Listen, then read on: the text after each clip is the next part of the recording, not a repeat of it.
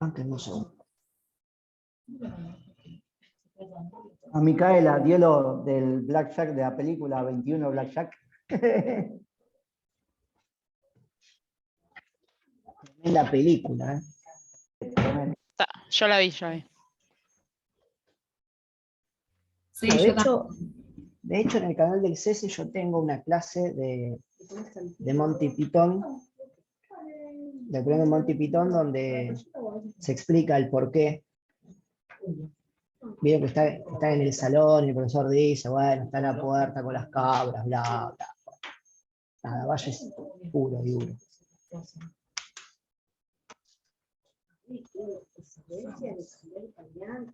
Bueno, a ver. Ya está, ya conecté el chiche. Así que ya está. Estamos ready. Vamos a compartir pantalla. No se instale el Windows 11, por el amor de Jesucristo. Todavía no lo hagan. Voy a sacar el WhatsApp. Y vamos a poner el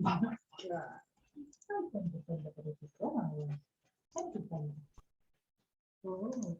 Sí, hermoso el nuevo aspecto de los programas de Office. Horribles.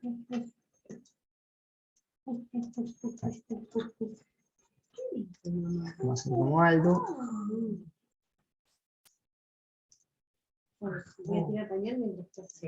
Sí. Aplicar.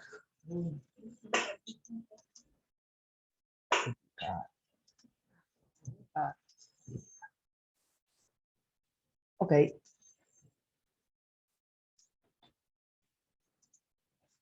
Y vamos a tomar una tiza color amarillo.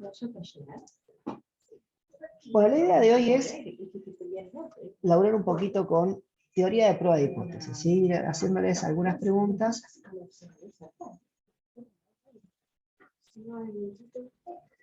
Y que ustedes me vayan respondiendo. La idea es básicamente que los que están estudiando puedan ir viendo si están estudiando bien. A ver. ¿Para qué hago una prueba de hipótesis yo? ¿Para qué se hace una prueba de hipótesis? Primero, para hacer una prueba de hipótesis, yo necesito tener una hipótesis. Necesito tener una suposición, ¿sí? Entonces, supongo un determinado valor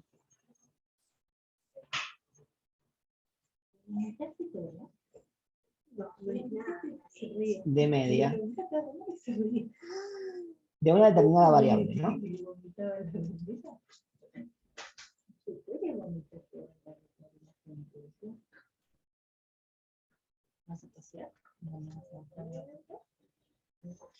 Perfecto. Ahora, yo la prueba de hipótesis la hago para defender esa suposición o para atacar esa posición y tratar de refutarla. La segunda, Para tratar de refutarla. Perfecto. Que es la frase que Entonces, tenía el filósofo, ¿no? exacto. Somos todos popperianos y no existe la verdad, sino que existe el mejor conocimiento posible para nosotros ahora, ¿no? No soy celoso, soy popperiano. Ya me lo tatué. No soy celoso, soy popperiano. Sí, literal. Bien, entonces la media tiene un determinado valor, hipótesis alternativa, la media tiene un valor distinto. Esto es una prueba de dos colas, ¿no? Que fueron las que nosotros estuvimos viendo.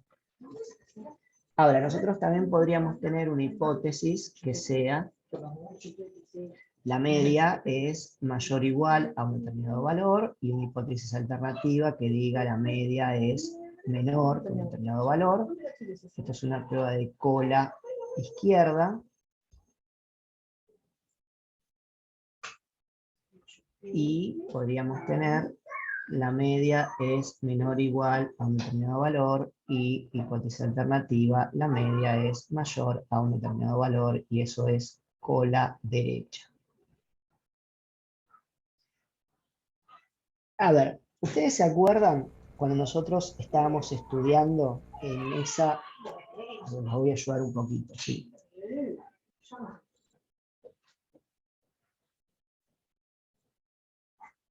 Teníamos un valor, ¿no? Vamos a suponer que estamos trabajando con las unidades del origen, que no estandarizamos nada.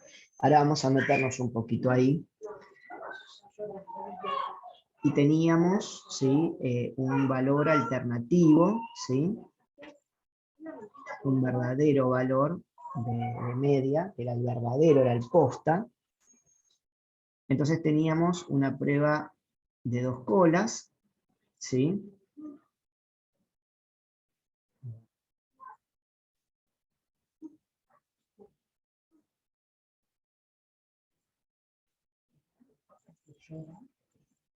¿Estamos de acuerdo? Si yo tomo esta, H0 es falsa. Si yo tomo esta, H0 es verdadera.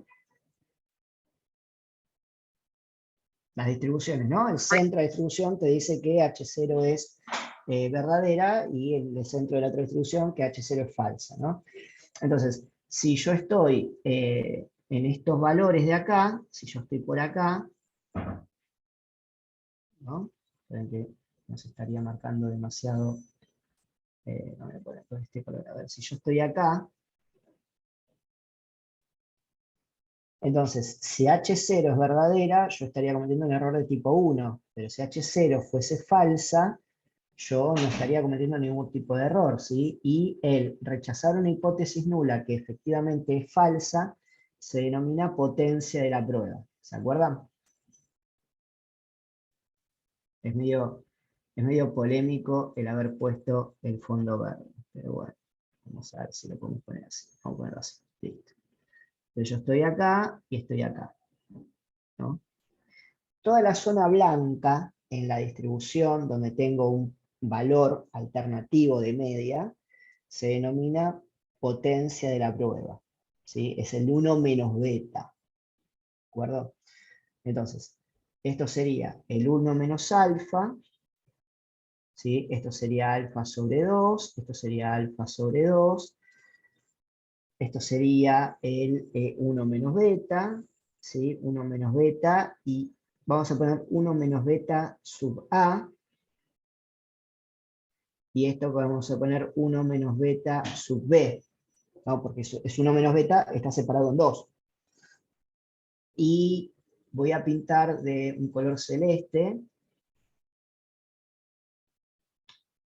¿sí? Lo que sería beta, lo que sería la probabilidad de no rechazar una hipótesis nula si esta es falsa. Es decir, todo depende, ¿no? Todo depende de qué tan probable es, que un valor de media muestral caiga por alguno de estos valores de acá, ¿no? Por acá, por acá, por acá, por acá. O si cae por acá, nosotros decimos, che, es mucho más probable que este valor pertenezca a esta distribución que pertenezca a esta distribución. Pero ¿por qué se dice que las pruebas de una cola son más potentes que las pruebas de 2 colas? ¿No? Bueno, vamos a tratar de capturar esto. Diego, Sí. ahí en el tema del beta, ¿no sería al revés? El 1 menos beta es y beta es en las 2 colas, ¿no es al revés? Va, eso es lo que vino el apunte de Aldi. Ahora lo vemos. Ahora estoy dando muchos puntitos.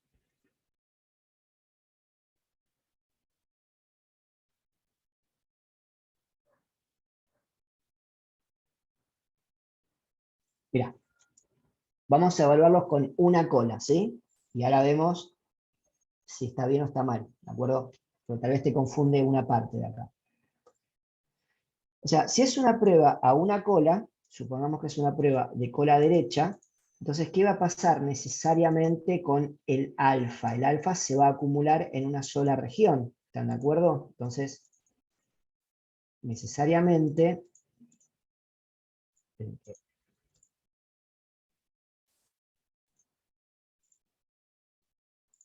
lo que va a pasar es que esta parte desaparece porque no es un límite. ¿No? ¿Estás de acuerdo?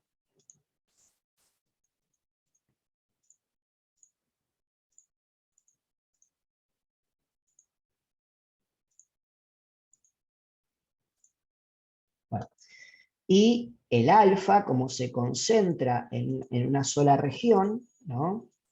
Bueno, en una sola zona, pero que ya me está volviendo loco esto, y mi TOC me impide darme por vencido, el alfa se va a correr más para acá. ¿Están de acuerdo, sí o no? ¿Sí? Y esto se viene más para acá. Ahí. ¿Lo ven? ¿Estamos de acuerdo? Entonces, no voy a tener alfa sobre 2, sino voy a tener simplemente alfa, en este caso. Porque es una prueba a una cola. ¿Estamos bien? Voy a tener que borrar porque si no, no me va a dejar. Es simplemente alfa. Entonces, si pasa eso, lo que va a pasar es que beta también se va a trasladar en la otra distribución. Entonces beta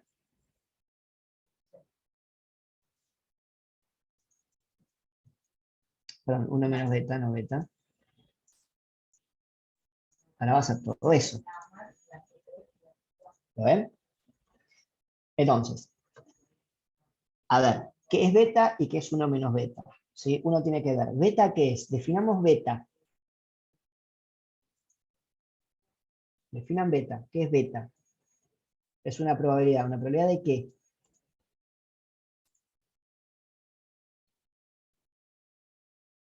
Es una probabilidad de cometer error de tipo 2. ¿Sí? Y... ¿qué está pasando acá? Ahí está. Beta es una probabilidad de cometer error de tipo 2. Alfa es una probabilidad de cometer error de tipo 1. ¿De acuerdo? Entonces, si la hipótesis nula fuese cierta, ¿cuál es la verdadera distribución? ¿Esta de acá o esta de acá? Si fuese cierta la hipótesis nula, ¿cuál sería la verdadera distribución? ¿Esta que toma como centro H0 o esta que toma como centro algo que no es H0? La de arriba. La de arriba. Entonces, si fuese cierta H0 y a mí me cae un estadístico, por ejemplo acá en la zona blanca, ¿no? Y yo digo, mirá, como yo veo que el estadístico cae en zona de rechazo, rechazo la hipótesis nula, pero la hipótesis nula efectivamente resultaba ser cierta, ¿qué estoy cometiendo? Un error de, a ver, no le pongamos nombre al error, pero ¿qué estoy haciendo? ¿Cuál es el error que estoy cometiendo? Estoy rechazando una hipótesis nula que ¿cómo es? Cierta. Que es cierta. Eso se llama error de tipo 1, ¿sí? Eso se llama error de tipo 1. Perfecto. ¿Sí? Se llama error de tipo 1. Rechazar una hipótesis nula, siendo que esta es cierta. Y a ese error de tipo 1 se le asigna una probabilidad, que es alfa, que la elige el investigador. ¿De acuerdo? Entonces, que yo diga que mi nivel de significación es del 5%, implica que mi probabilidad de rechazar la hipótesis nula, siendo esta verdadera, es del 5%. Si mi alfa es del 10%, significa que rechazar la hipótesis nula, siendo que esta es verdadera, es del 10%. Si alfa es del 1%, significa que mi probabilidad de rechazar una hipótesis nula, siendo esta cierta, es del 1%. Por eso se dice que mientras más chico es mi alfa, más conservadora es la prueba. ¿Por qué? Porque la región de no rechazo es más extensa. ¿Hasta vamos bien? Sí, profe. ¿Sí? Profe, Bueno, lo último lo podrías repetir cuando más no hay chico es. ningún problema. Lo podemos graficar acá, miren. Lo graficamos acá abajito, con otro color para no confundirnos. Imagínense que H0 es el centro de mi distribución, ¿sí? Y yo elijo un alfa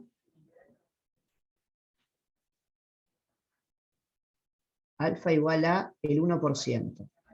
¿Sí?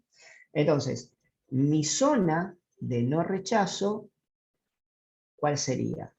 Bueno, mi zona de no rechazo sería toda esta de acá, ¿no? Vean la línea verde que se va dibujando. Esa es mi zona de no rechazo. ¿Están de acuerdo? Ahora, ¿qué pasaría si yo elijo un alfa del 10%? Si yo elijo un alfa del 10%,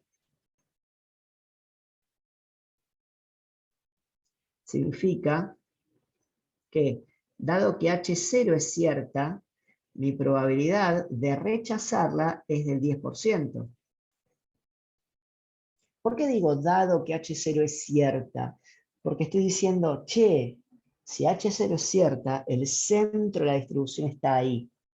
Nosotros después estandarizamos y transformamos en 0, pero esto es más conceptual que numérico. Pero se dan cuenta que en la medida que yo hago más grande mi alfa, mi zona de no rechazo se hace más chica. ¿Lo llegan a ver? Sí, sí. Sí, Bien. sí, mejor, profe. Entonces, perfecto. Entonces, en la medida que aumento mi nivel de significación, hago mi prueba menos conservadora. ¿Por qué? Porque la zona de defensa de la hipótesis nula es más chica. Porque la zona de rechazo es más grande. Entonces, volvamos a el tema de los errores y la pregunta que me hicieron de qué es beta y qué es 1 menos beta, ¿sí? Bien. Entonces, yo en esta parte de acá, estoy rechazando la hipótesis nula, ¿sí? O sea que acá también estoy rechazando la hipótesis nula. Todo lo que caiga acá va a implicar que yo rechace la hipótesis nula. ¿Sí o no? ¿Sí o no? Sí. Sí. Y todo lo que caiga por acá va a hacer que yo no rechace la hipótesis nula. ¿De acuerdo? Entonces, todo lo que caiga por acá va a hacer que yo no rechace la hipótesis nula. Ahora bien, si la hipótesis nula fuese falsa y yo no la rechazo, estoy cometiendo un error de tipo 2. Un error de tipo 2 implica la probabilidad de rechazar una hipótesis nula. En realidad no implica la probabilidad, beta es eso, pero el error de tipo 2 implica rechazar una hipótesis nula, dada que esta es... perdón, vamos de vuelta.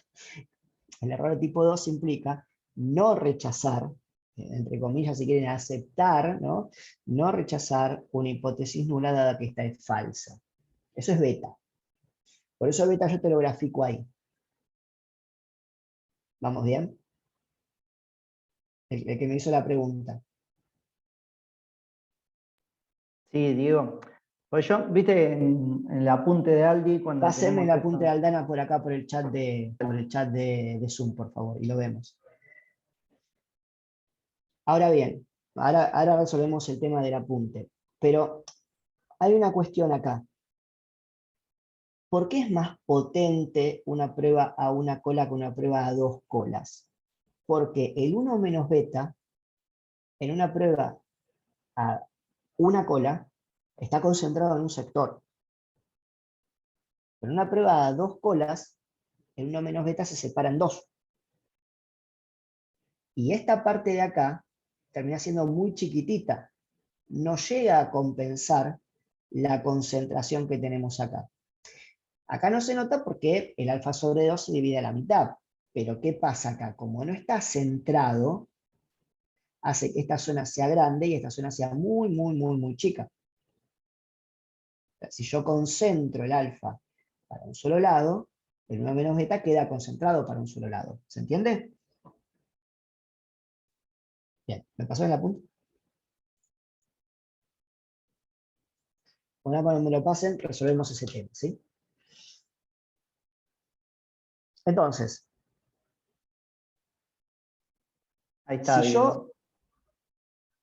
si yo aumento, genial, ahí lo descargo, ¿sí?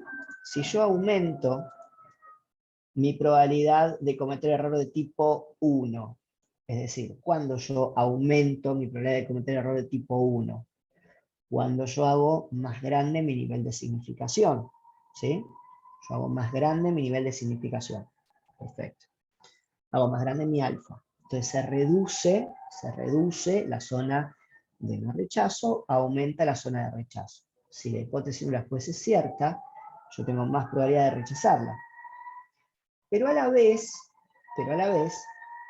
tengo más probabilidad de rechazar la hipótesis nula, y si esta es falsa, entonces aumenta mi 1 menos beta y disminuye mi beta. ¿Sí? Entonces, yo no puedo reducir alfa sin aumentar beta, y no puedo reducir beta sin aumentar alfa, salvo que aumente el tamaño de la muestra. Si yo aumento el tamaño de la muestra, el sigma sobre raíz de n se va a hacer más chico. Si se hace más chico, entonces la distribución de la media muestral se hace más concentrada alrededor de la media. Y se hace más concentrada alrededor de la media, los intervalos de acumulación centrales son más cortos. O sea, en menos intervalos, en menos recorrido, acumulo más probabilidad. Eso va a hacer que yo, con una misma extensión de intervalo, tenga más probabilidad acumulada. ¿Sí? Déjenme ver esto, así nos sacamos esta duda. ¿Qué página está, chicos? La 10 por ahí, bastante abajo. El ejemplo ese del, ¿cómo se llama? Si ¿Acá? es inocente o es culpable, ahí está.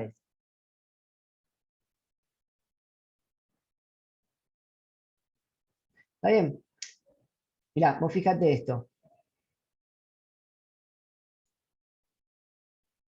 ¿Por qué vos te terminaste confundiendo? Porque yo acá tengo la media tirada para la derecha. La verdadera media está tirada para la derecha. ¿Sí? ¿Va bien? La verdadera media está tirada para la derecha.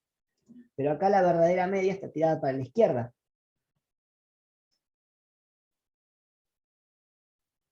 Entonces, vos lo que tenés que ver es, ¿a qué zona le corresponde beta? Le corresponde beta a la zona donde no rechazo la hipótesis nula. ¿Y a qué zona le corresponde 1 menos beta? Le corresponde la zona donde rechazo la hipótesis nula, ¿sí? En este caso, estoy rechazando la hipótesis nula en la cola izquierda, pero en este caso, estoy rechazando la hipótesis nula en la cola derecha. ¿Se entiende?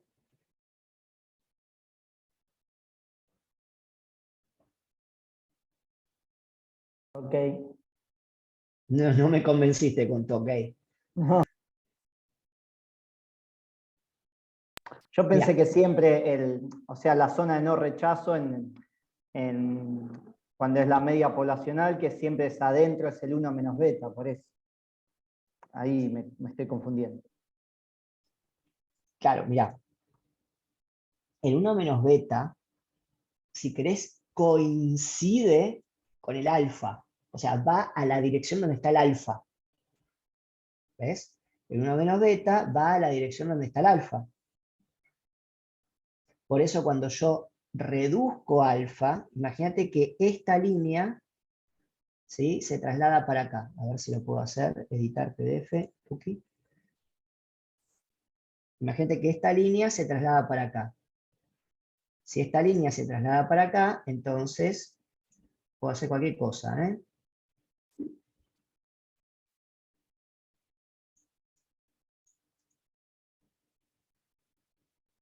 Yo reduje alfa, ¿estás de acuerdo? ¿Reduje alfa, sí o no? Sí, ¿Pero qué sí. pasó con beta? Aumentó. Aumentó. Ujú. Entonces, ¿dónde vas a encontrar el 1 menos beta? Va a estar solapado con alfa, pero en otra distribución que no tenga como centro al valor hipotetizado, ¿sí? Por eso, si yo les pregunto a ustedes, che, la probabilidad de cometer error de tipo 2 y la potencia de la prueba, ¿se pueden medir, se pueden determinar teniendo solamente aquella distribución que tiene como centro a la hipótesis nula? ¿Ustedes qué me responderían? Si ustedes solamente tuviesen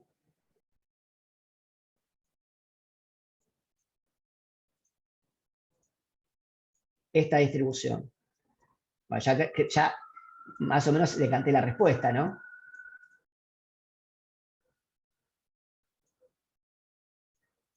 Y yo te digo, bueno, dale, medime 1 menos beta y medime beta. ¿Vos qué me vas a decir? Que no se puede. Que no se puede. Que no se puede, ¿sí? Porque vos necesitas otra distribución con otro centro, ¿sí? Entonces, a partir de que vos tengas otra distribución con otro centro, vos sí podés determinar 1 menos beta y beta. Si no la tenés, nada, no lo podés hacer. ¿Mm? Bien. Por eso ustedes van a leer en muchos libros que dice, siempre y cuando la hipótesis nula sea cierta, la probabilidad de alfa es un 5%, ponele. ¿Por qué? Porque a vos te está atando la distribución a un determinado valor de centro, ¿no? Y a partir de ahí vos, con un determinado valor de abscisa, vas a calcular una determinada acumulación de probabilidad. Si yo te corro el centro, para ese determinado valor de abscisa, te cambio la distribución de probabilidad, la acumulación de probabilidad. No te entendí, Diego, me mareaste. Bueno, a ver, ¿qué es lo que te quiero decir? Si yo te cambio el centro, te lo meto para acá, tengo otra distribución, ¿sí? No, mirá, te lo voy a poner para acá. Tengo otra distribución, ¿no? Y vamos a suponer, a ver, esto es un lápiz. No tengo dibujar acá. Esto es un lápiz. No. A ver.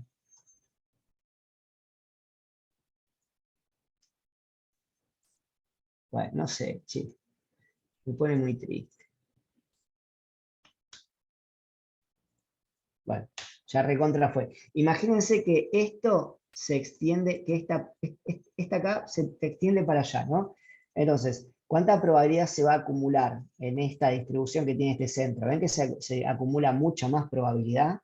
Entonces, para yo determinar una acumulación de probabilidad dado un determinado valor de abscisa, necesito un centro, ¿sí? Entonces, por eso se dice, dado que la hipótesis es cierta, entonces alfa es de tanto por ciento. ¿Por qué es dado que es cierta? ¿Por qué es dado que es cierta? Porque yo estoy dando por supuesto que es cierta. Yo supongo que es cierta. Y quiero ver si la media muestral que obtuve, ¿sí?, es probabilísticamente lo suficientemente apta para pertenecer a esa distribución que yo estoy suponiendo. ¿De acuerdo? Por eso cuando el estadístico de la prueba se aleja tanto, se va tanto para las colas, yo digo, che, mirá, la probabilidad de que esta muestra pertenezca a una distribución que tenga como centro a la hipótesis nula es muy baja. Es mucho más alta la probabilidad de que pertenezca a otra distribución con otro centro. ¿Eso lo entienden o quieren que lo grafique?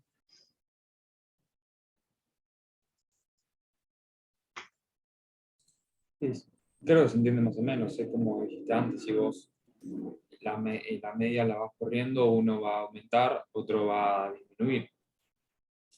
Claro, entonces, como dice Valen, supongamos que tenemos esta distribución y en realidad esto de acá, esta parte, espera que la vamos a hacer bien, ya que tenemos el chiche y tenemos los juguetes del PowerPoint. Insertar, insertar dibujo, insertar forma, ¿no? Tiki. O sea, yo acá estoy yendo, vamos a poner otro color. Ya que estamos millonarios de cosas, ahí está, y le ponemos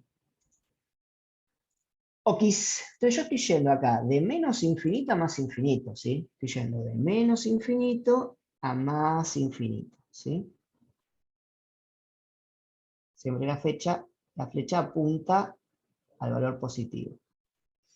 Entonces yo digo, bueno, tengo una distribución que considera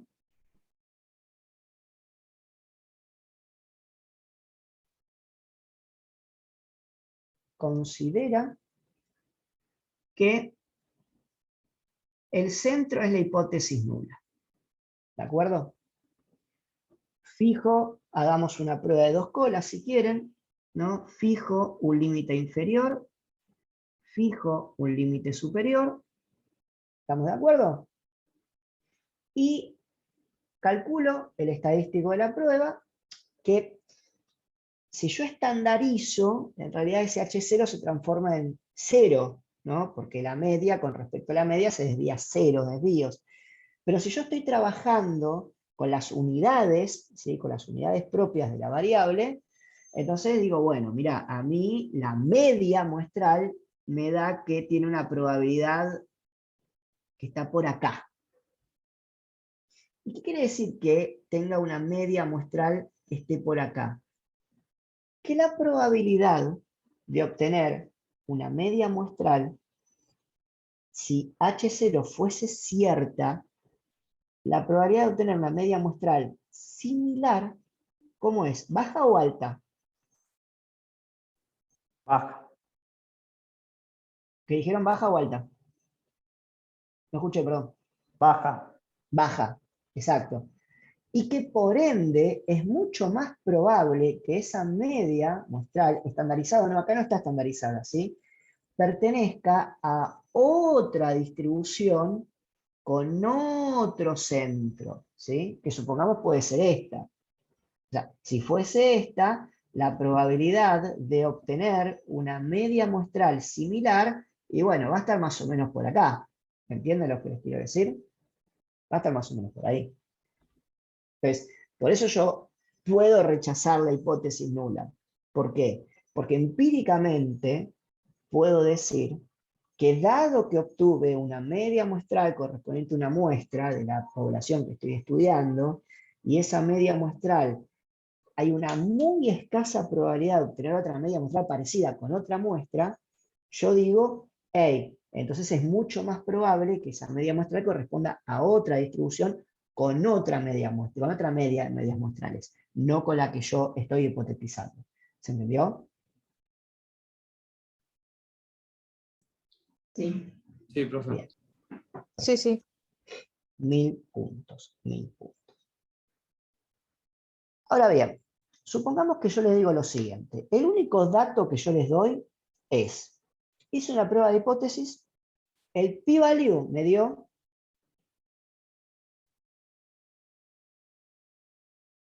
vamos a pasar a otra, hice una prueba de hipótesis, el p-value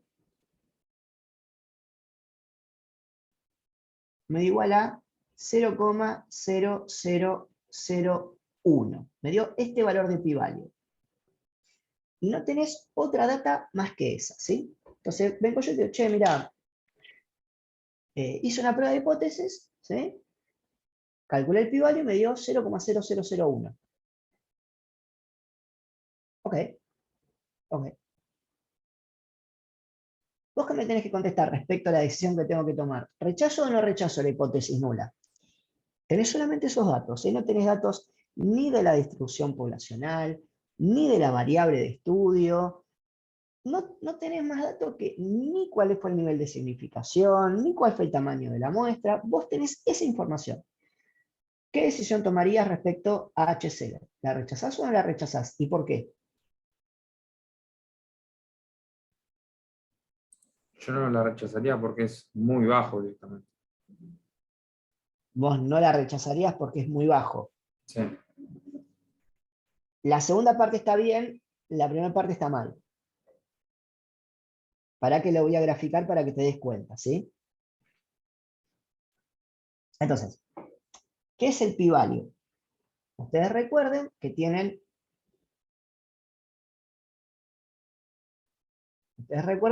una variable de estudio, esa variable de estudio tiene una determinada distribución, en este caso para ustedes es desconocida porque no se la dieron, ¿sí? No les dieron el tamaño de la muestra, no les dieron nada. Entonces, ustedes no saben ni siquiera cuáles son los parámetros, simplemente saben que están tratando de estimar algo, ¿sí? Entonces ustedes no saben cuál es la media, no saben cuál es el desvío y no saben si existe algún otro parámetro, no saben nada. Pero supongamos que estamos queriendo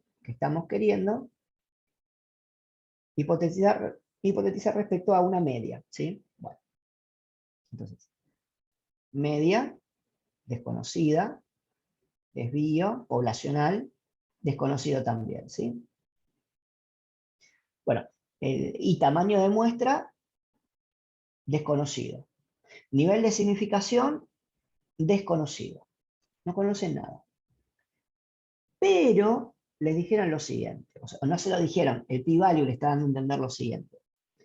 Esto aplica a cualquier prueba de hipótesis, para cualquier estimador, para cualquier estimación, para cualquiera. Ahora nosotros estamos viendo prueba de hipótesis para la media, ¿no? Nosotros hacemos una prueba de hipótesis, ¿no?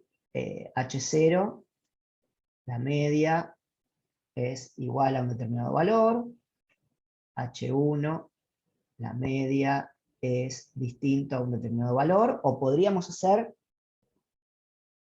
H0, la media es mayor o igual a un determinado valor, H1, la media es menor a un determinado valor, o podríamos hacer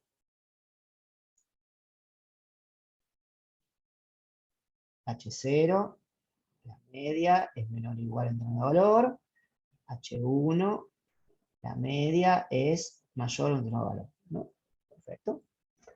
Bueno, como estamos tratando de hacer inferencias sobre una media, ¿sí? Entonces el mejor estimador va a ser la media muestral, ¿no? Y la media muestral, con un tamaño que yo voy a desconocer, ¿no? Va a ser una media muestral tamaño n, que va a ser una variable aleatoria que se va a distribuir de alguna manera que yo no voy a conocer.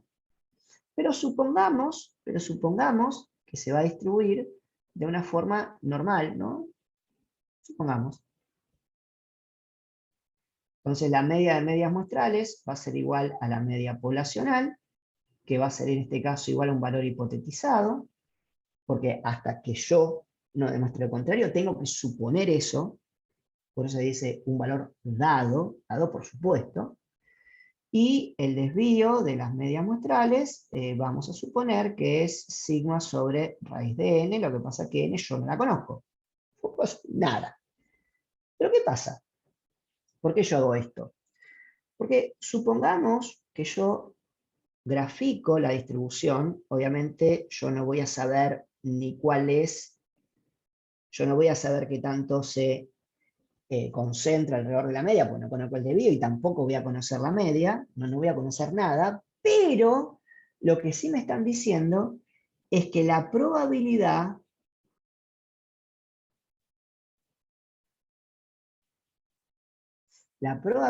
de encontrar, supongamos que es una prueba a dos polas, ¿no? Bueno, supongamos más fácil, supongamos que es esta prueba de acá. Donde yo tengo un alfa, ¿qué quieren? ¿De 1%? Bueno, le ponemos un alfa de 1%. Entonces acá voy a tener un alfa igual al 1%. Pero ¿qué te está diciendo este p-value en particular, ¿no? Este p-value te está diciendo que la probabilidad, acuérdate que vos tomaste una media muestral de una determinada muestra, vos tomaste la muestra 1 y le calculaste la media muestral, que tiene un valor que vos no conocés, ¿no?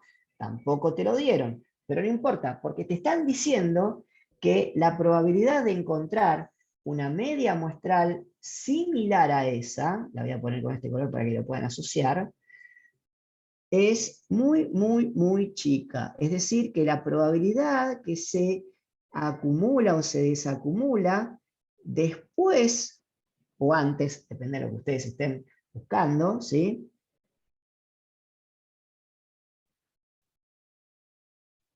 P-value es igual al 0,01%. Entonces, cuando te están dando el p-value, lo que te están diciendo a vos es, che, ¿qué tan probable es, si la hipótesis nula fuese cierta, ¿sí? ¿Qué tan probable es encontrar en otra muestra una media muestral parecida a la que Claro, obtuviste? tan chica que rechazo. Es tan chica que rechazás, sin importar cuál es el nivel de significación que vos hayas elegido. Entonces, lo que decía Valentín estaba bien por una parte, pero estaba mal por la otra, porque Valentín dijo no rechazo. ¿Ahora qué decís, Valentín? Claro, ahora sí. Rechazás. Sí, igual creo que antes Pero, quise decir rechazo y me confundí, pero nada, está bien, está bien, está bien. está Suele bien. pasar, suele pasar. Suele pasar. Por eso nosotros decimos así, acepto, entre comillas, sabiendo que acepto y rechazo es como hay la diferencia, y no rechazar y rechazar no se confunde. Pero ustedes saben que es una cuestión hasta cultural nuestra. ¿Quiénes de ustedes hablan en inglés? Yo sé ¿Algunos de inglés. ustedes hablan en inglés? Sí. Sí, algo así. Sí, Bueno, algo así. Spanglish. Sí, sí. Bueno, no importa, pero todos saben que el verbo to be es ser o estar, ¿sí o no? Sí. Sí, ¿Sí? sí. Sí, sí. El ser o el estar en el idioma castellano es hasta temporalmente distinto, porque soy implica algo atemporal. Yo soy, fui y seguiré siendo. El estoy implica algo más momentáneo, ¿sí? ¿Entienden lo que quiero decir? Yo soy, yo estoy. Yo soy feliz, yo estoy feliz. ¿Entienden? Yo soy feliz, yo estoy feliz. ¿Entienden la diferencia en castellano? Hay una diferencia. Pero vamos a tratar de hacerlo eso en inglés. I am. No se puede. No, es lo mismo. Entonces, ¿qué les quiero decir? El lenguaje nos moldea nuestra forma de pensar y de actuar. O sea, es como muy loco. Ferdinand de Saussure fue un genio, uno de los creadores de la lingüística, y generó el concepto de significado y significante, donde el significante es la palabra, ¿no? La palabra que uno puede leer y puede escribir, y el significado es justamente lo que uno se imagina cuando escucha o lee esa palabra. Por ejemplo, yo les digo, no sé, a ver, espero que me salga. Discúlpeme que me fui un poquito, ahora volvemos a prueba de hipótesis, ¿sí? No sé. ¿Qué dibujé ahí? Un gato. Bueno, Gato. Un gato. entonces, está bien. Perfecto. O sea, ustedes se dieron cuenta, porque básicamente supongan que no dibujo tan mal, y porque en su estructura de pensamiento, ¿sí? Sociocultural, cuando ven algo que tiene una cara redonda, bigotes y puntitas, o sea, oreja triangular y se ve es un gato, o sea, o representa un gato. Perfecto. O sea, esto es un significante. Y el significado de Telerón es un gato, un animal de cuatro patas que maulla, ¿sí? O un expresidente como usted, o el gato lavatapper del pabellón, o sea, no importa. Pero, ¿qué les quiero decir más allá más allá de lo risueño de esto? Si yo les digo, imagínense un gato, ustedes pueden darle el significado que ustedes quieran o puedan. Entonces, los buenos oradores lo que hacen es juegan fuertemente con un significante potente para que cada uno, potente y suficientemente difuso, para que cada uno lo tome como propio, ¿no? Por ejemplo, hubo un candidato que puso de moda la palabra casta, ¿no? La palabra casta, la casta política, ¿no? Lo puso de moda, la casta política, la casta política, la casta política. ¿Y qué es la casta política? O sea, es algo malo, pero cada uno se imagina en su foro interno algo distinto al otro, ¿no? Entonces, bueno, patria, amor, el modelo en la presidencia anterior, bueno, son todas cosas que el orador, con un significante, trata de moldear la forma de pensar de la gente que lo escucha. Y los buenos oradores, sin importar la ideología que ustedes tengan, los buenos oradores hacen eso, ¿sí? Por ejemplo, hay un, Martin Luther King, cuando dice I have a dream, tengo un sueño, y él a partir del tengo un sueño va transformando con significantes el significado de las personas y todo el mundo termina imaginando y pensando lo que él quiere. Bueno, ¿por qué les cuento?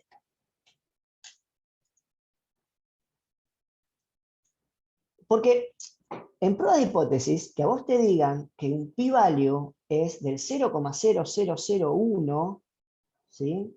Es tan fuerte ese significante que a vos no te importa qué tipo de prueba es, no te importa qué parámetro estás estimando, no te interesa qué metodología de construcción del estimador utilizaste, no te importa, eso te lleva a decir que la probabilidad de encontrar, ¿sí? Una estimación similar a la que encontraste es muy, muy, muy baja si la hipótesis no fuese cierta. Actúa de esta manera. En cambio, si yo te digo, pi vale, el pi vale, si yo te digo que el pi vale o el valor P es igual al 0,02, yo te digo, che, ¿rechazo o no rechazo la prueba de hipótesis? ¿Vos qué me vas a decir? Esto sería Ahí un tendría que 2%. analizarla. Según cuál sea el alfa también. Claro. Exacto, Eduardo. ¿Cuál sea el alfa? Porque si tu alfa es del 5%, vos la rechazás. Porque tu prueba no es suficientemente conservadora como para aceptar que haya un 2% de probabilidad de encontrar otra muestra con las características similares a la que encontraste. Pero si tu alfa es del 1% y tu pi es del 2%, vos decís, che, pará, ojo, es suficientemente alta la probabilidad de encontrar otra muestra cuya estimación, ¿sí?, sea similar a la que encontré.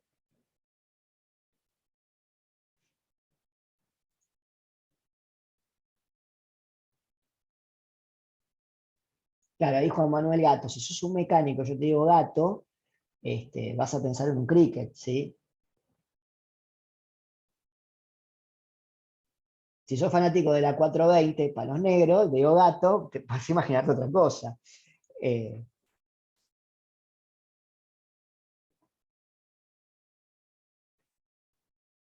En fin. Bueno, chicos, ¿tienen alguna otra pregunta de pruebas de hipótesis? Yo creo que con esto, más allá de cómo se calcula una prueba de hipótesis, que eso lo van a encontrar en cualquier libro, estas cuestiones yo quería que ustedes como que la tengan bien fuertes porque es la que a mí me interesa evaluar en ustedes, ¿sí? El tema de por qué hago una prueba de hipótesis, cuáles son las identidades más importantes, por ejemplo el p-value, por ejemplo el H0, qué es el H0, qué implica el H0 en una distribución. ¿Por qué digo que dado que H0 es verdadero? ¿Sí? No es que yo digo que H0 es verdadero, yo digo dado que es verdadero. Si yo doy por verdadero H0, pero estoy saliendo a tratar de demostrar que es falso, ¿sí? No soy celoso, soy popperiano. Gran frase. Gran frase. Claro, es verdadero entre comillas, sí, por eso. Es el conocimiento que yo tengo. Es el conocimiento empírico que yo tengo y voy a tratar de refutar ese conocimiento empírico. De hecho, toda la teoría filosófica popperiana trata de eso, de vos atacar permanentemente lo que considerás como válido, ¿sí? Y que la construcción del conocimiento se da atacando eso. Después vienen otros, vienen Lácatos, vienen otros que dicen, no, mira, en verdad el conocimiento se basa en una estructura que en toda la gente está de acuerdo, o sea, toda la comunidad está de acuerdo. Bueno, no soy experto en eso, algo de ahí, pero fue muy fuerte y fue muy disruptivo y permitió que a partir de la segunda mitad del siglo XX la comunidad científica avanzara muchísimo, ¿sí? Fue como disruptivo esa manera de pensar. En fin. Bueno, niñas, voy a dejar de compartir. Ahora sí les voy a guardar esta diapositiva para pasárselas, que la otra vez la borré y les pido mil dis. El archivo de presentación ya existe. ¿Cómo que ya existe? No, ya existen documentos. Ahí se los paso. Profe, la punta de Aldu, en una parte dice, hay unas iniciales que no me acuerdo qué significaban. Dice Dime. por TLC. ¿Qué era TLC? Teorema del límite central. Ah, ahí está. El teorema del límite central lo que a vos te dice es que si vos tenés variables aleatorias con la misma distribución, ¿sí? En este caso, medias muestrales. Las medias muestrales tienen la misma distribución.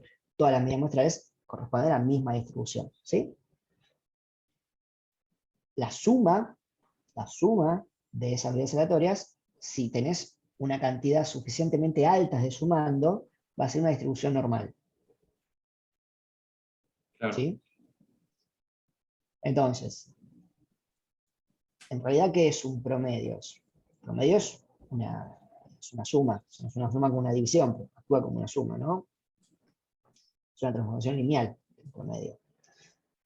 Entonces, a lo que te quiero decir es, cuando vos tenés, ¿no?, medias muestrales que se construyen con muestras lo suficientemente grandes, vos tenés variables aleatorias que extrajiste de la misma población, las cuales las estás sumando, y después promediando, obviamente, ¿no?, para calcular la media muestral, y esa variable aleatoria que resulta ser de la suma de los elementos de la muestra, sigue una distribución normal.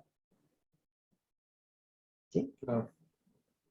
¿Se entendió? Sí, sí, sí, ¿Me ahora sí claro entendí. para...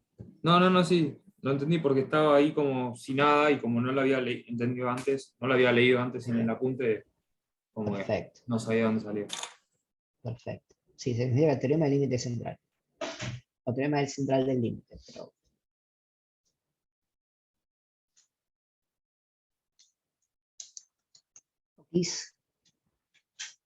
Podemos dejar de grabar. Chao, gente.